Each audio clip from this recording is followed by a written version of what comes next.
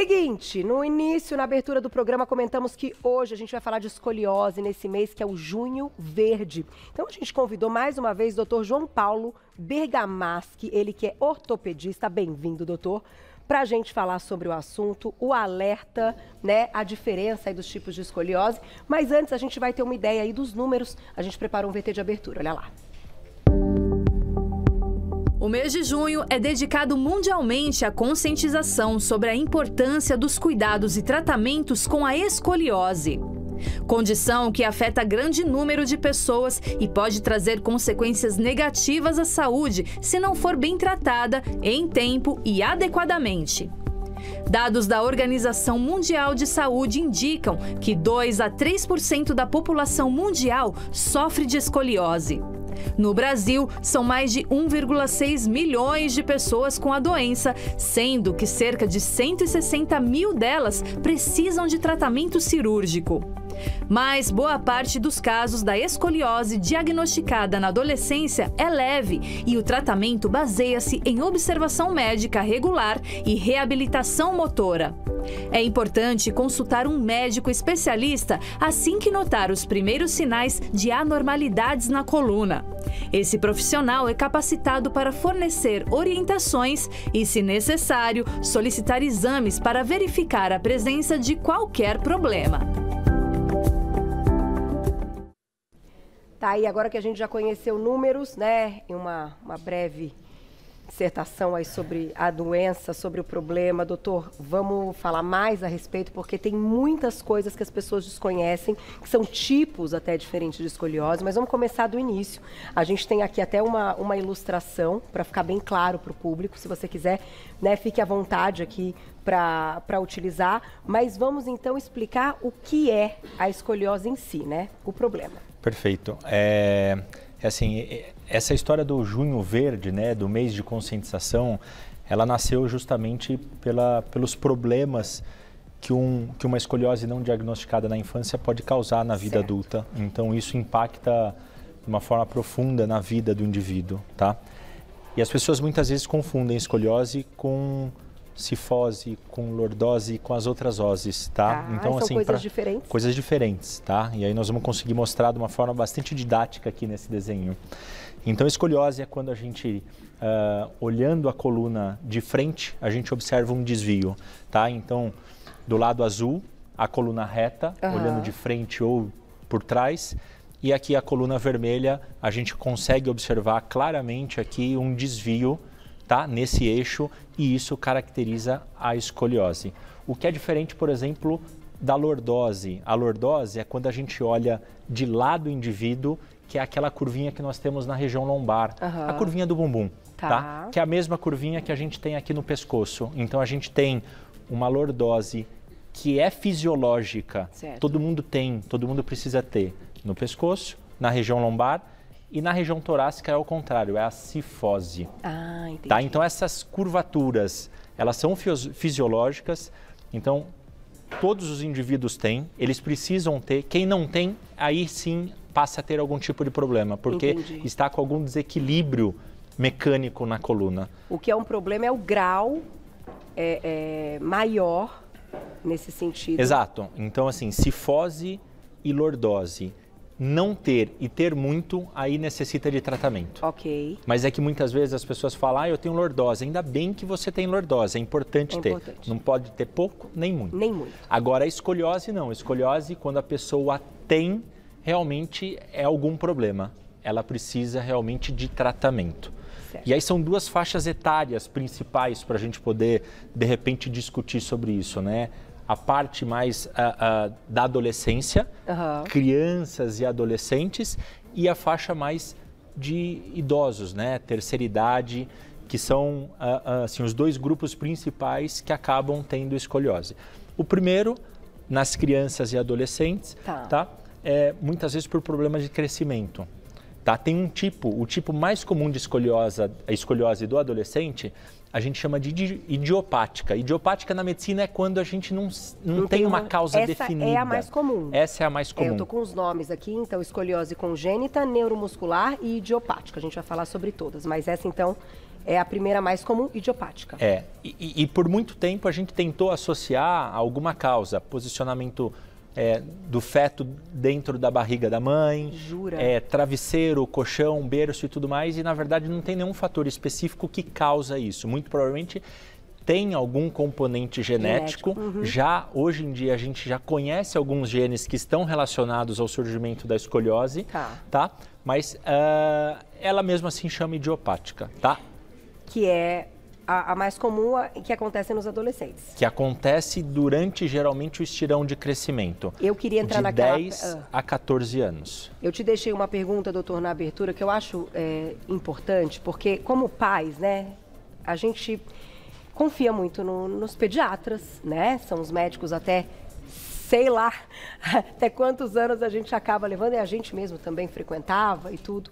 E até que ponto, então, os pediatras estão ali atentos a essas questões, como um alerta para os pais, porque às vezes, como a gente vê todo dia a criança, a gente não percebe que está crescendo, de repente quando uma roupa não serve, quando o tênis já não serve mais também.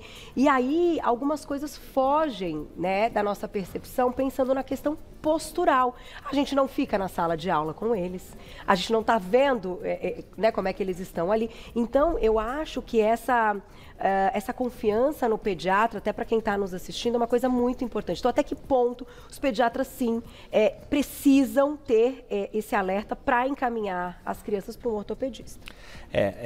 Felizmente, os pediatras, eles são as pessoas que mais diagnosticam a escoliose na criança e no adolescente. Então, assim, principalmente os nossos pediatras no Brasil, eles têm uma consciência muito grande a respeito dessa questão postural, e eles sabem fazer testes específicos, inclusive, para poder identificar até mesmo escolioses leves, pegar bem no início da doença. E exatamente muito da forma que você falou. Os pais, muitas vezes, eles não conseguem identificar, eles vão identificar a escoliose num grau mais avançado, num dia que esse adolescente vai estar na praia, e aí, de repente, agacha e vê que um lado é um pouco maior que a outra, e aí chama atenção. Mas aí, muitas vezes, já é um estágio mais avançado, que muitas vezes a gente perdeu o timing de fazer aquele tratamento clínico e acaba precisando de algum tipo de intervenção cirúrgica. Aquela compensação de quadril e da perna também pode ser uma das questões, porque a gente consegue visualizar essa parte, né? Então, como uma coisa, um lado compensando o outro, e diferente, mas a parte do quadril também acaba tendo uma modificação. Que é uma outra causa de escoliose, que é quando a gente tem uma dismetria nos membros inferiores.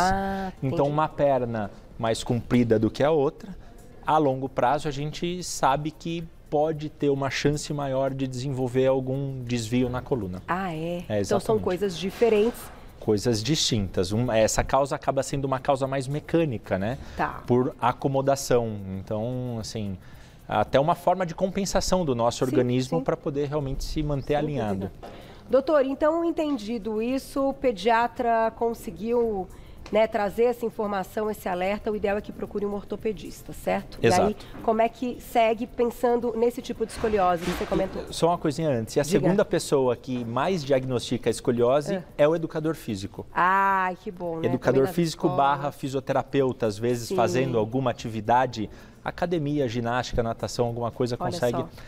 Mas é a segunda pessoa. Mas uma vez identificado, o ortopedista ele tem que ser acionado, tá? Porque a gente consegue realmente iniciar um tratamento e muitas vezes evitar uma necessidade de uma cirurgia. Tá? Em algumas situações, a gente pode até pensar em uso de coletes, por exemplo. Antigamente se usava muito mais o colete. E aí, com o tempo, a gente conseguiu identificar qual é o tipo de escoliose, qual é o perfil de paciente, de criança, de adolescente, que vai se beneficiar mais do colete. E aquela criança que, na verdade, não muda nada usar o colete, que a gente acaba até preservando um pouco mais ela e intensificando um pouco mais a parte de reabilitação física. Que aí é através de exercícios mesmo. Através de exercícios, só que são exercícios específicos. Então, o ortopedista, ele faz esse acompanhamento, mas nessa parte de reabilitação, sem dúvida nenhuma, precisa de um fisioterapeuta que está acostumado a tratar criança, que está acostumado a tratar escoliose, que está acostumado a fazer esses tipos de exercícios específicos. E doutor, caso não tenha aí, né, esse cuidado, essa intervenção, essa prevenção, o que pode acontecer com o passar dos anos, aumentar ainda mais esse grau e, né, e essa descompensação aí, enfim, da coluna. Por conta desse componente genético, algumas escolioses acabam tendo um caráter um pouco mais agressivo, vamos dizer. E aí realmente a gente observa uma curvatura um pouco maior, tá? E aí nesses casos a gente não consegue, só com tratamento clínico, impedir uma progressão da curva. Não estou nem falando em trazer a coluna para o lugar, estou falando só para ela não continuar piorando. Entendi. E esse é o problema. Se ela continuar piorando, uma hora ela vai comprometer órgãos, pulmão, coração, órgãos abdominais. Então aí entra o tratamento cirúrgico. Então a partir de certo grau, a cirurgia ela passa a ser muito benéfica porque ela previne que isso piore e aí a gente consegue fazer muita correção durante esse tipo de tratamento cirúrgico. Doutor, vou deixar a perguntinha daqui a pouco no @VocêBonitaTV, vou lá e já volto e vamos discutir aí qual a idade, então, ideal, caso tenha uma indicação. Já tem, Glaucia? Cirúrgica, olha lá, na tela. Obrigada, Lu, um beijo. Quando a pessoa tem escoliose desde criança e não foi tratada ainda, tem como tratar na fase adulta? Vai ao encontro do que a gente estava comentando, vamos falar sobre isso também, Luciana, obrigada pela pergunta. Mas aqui... De volta com o nosso Você Bonito, hoje conversando sobre escoliose com o Dr. João Paulo Bergamaschi, que é ortopedista. A gente deixou uma pergunta importante, acho que foi da Luciana, né? Vou repassar para vocês. Ela diz, quando a pessoa tem escoliose desde criança e não foi tratada ainda, tem como tratar a fase adulta? E aí? Não, sempre tem, né? Não tem o tempo ideal, assim, para a gente poder fazer um tratamento, tá? Obviamente, em cada fase vai necessitar de um tratamento específico. Então, quanto mais cedo a gente trata, mais fácil. Quanto mais tarde, mais difícil. E, de repente, maior a chance de precisar de cirurgia. Nessa fase, então, a cirurgia pode ser uma indicação? Pode ser uma indicação, mas a gente precisa entender que, assim, se é realmente a escoliose que está causando, por exemplo, uma dor nela, ou se é uma questão postural, fica o dia todo sentada, não está fazendo exercício, a musculatura está fraca. E aí a musculatura fraca, com esse desequilíbrio da escoliose, geralmente fica um pouco mais sintomático, né? Então, a gente precisa entender realmente se é só a escoliose ou se tem alguma coisa que veio junto aí por conta do estilo de vida, tá? E nem tanto a escoliose que está causando isso. Tá certo. E eu deixei a perguntinha também, doutor, da questão da idade, né? Quando encontrado, então, descoberto ali nessa fase infância e adolescência que você comentou, qual é a indicação se tiver que fazer a cirurgia? A cirurgia, assim, é recomendada... a gente esperar o máximo possível a criança ou adolescente crescer. Porque, invariavelmente, a gente precisa prender várias vértebras nesse tratamento cirúrgico. E aí a gente pode comprometer o crescimento residual que ainda essa criança pode ter. Então, a gente tenta sempre postergar essa cirurgia para o término, para o final da fase de crescimento dessa criança e adolescente. Mas tem alguns casos mais graves que a gente acaba precisando intervir antes. E hoje existem materiais que permitem a gente fazer uma correção e acompanhando o crescimento dessa criança durante a adolescência. Olha que bom. Então é uma correção que a gente vai alongando a coluna conforme a criança vai crescendo. Parcial e talvez tenha que... vai precisar talvez de mais de uma cirurgia. Geralmente sim. Ao longo desse crescimento. Geralmente sim. Vamos colocar a perguntinha do público, olha lá quem escreveu pra gente na tela. Cleusa, obrigada, um beijo. Quando um lado da coluna lombar fica levantado como se fosse uma bola, a causa é escoliose? Pode ser, é o principal sinal que a gente observa quando tem um desvio na coluna, ou na região torácica, aqui mais alta, ou na região lombar. Então, um lado é mais levantado que o outro. Isso mostra o quê? Que além do desvio, as vértebras elas estão rodadas. Então, é tridimensional o negócio, não é só num eixo, né? Então, as vértebras elas vão para o lado e elas rodam. E aí, esse movimento de rotação da vértebra desequilibra as costas. Tá certo. Tem mais perguntinha que ele escreveu pra gente na tela. Obrigada, Clara, um beijo. Fui diagnosticada com início de escoliose, porém no inverno tenho muito torcicolo. Tem relação com a escoliose? Faço musculação para não avançar. Depende da idade, depende de muitos outros fatores, mas que a gente estava conversando aqui, geralmente a escoliose, principalmente na criança e no adolescente, geralmente não vem acompanhada de dor. Tá. Na fase adulta, sim, mas aí tem outras causas. Então, muito provavelmente, esse torcicolo deve estar mais associado a questões posturais.